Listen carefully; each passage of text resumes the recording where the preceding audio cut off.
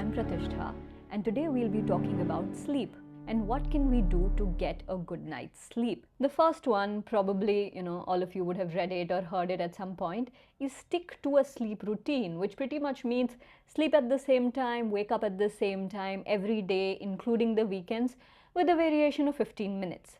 Now, every time I say this to someone in sessions, they would be like, Pratishtha, I can't control the time I fall asleep, which is true. Fair enough. If that was something we all could do, then sleep problems wouldn't exist.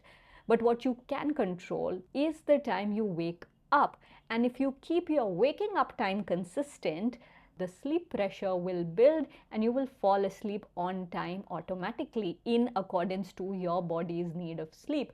So having the sleep routine can start with just fixing a waking up time and fixing a getting into bed time, because all of us, obviously we can't control the time we actually fall asleep. So keep that consistent. The next thing is to practice good sleep hygiene, small habits that add up. One of the most common ones is, avoiding caffeine. So whether it's coffee, tea, carbonated drinks, don't have them, maybe after early evening, 4 5 p.m. Don't have them after that.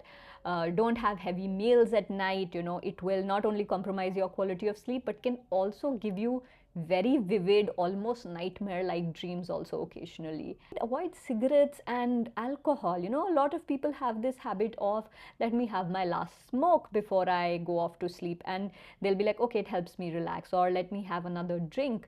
But what happens is, if you drink alcohol to fall asleep, maybe you'll fall asleep, maybe, in fact you might fall asleep quicker, or if you have had a lot to drink, you might even pass out.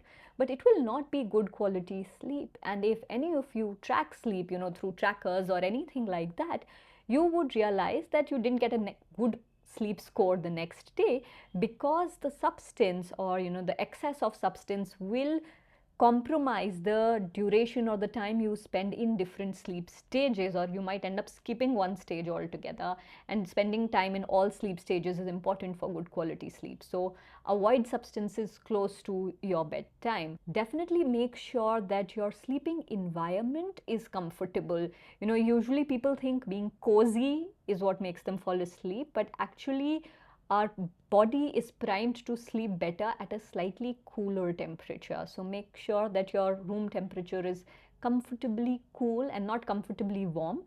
So it's comfortably cool. Make sure your mattress is comfortable. There are not mosquitoes. If you are a shift worker and you sleep, when it is still light outside or there is a lot of activity outside, make sure you do things such as maybe wear an eye mask, put on earplugs, so that the natural things happening around you don't wake you up. Because especially for shift workers, know that you're fighting against the human natural biological clock. You're sleeping through the day and being up at night, so you'll have to support yourself a little more. So use blackout curtains, eye masks to sort of deal with all the interruptions that may happen.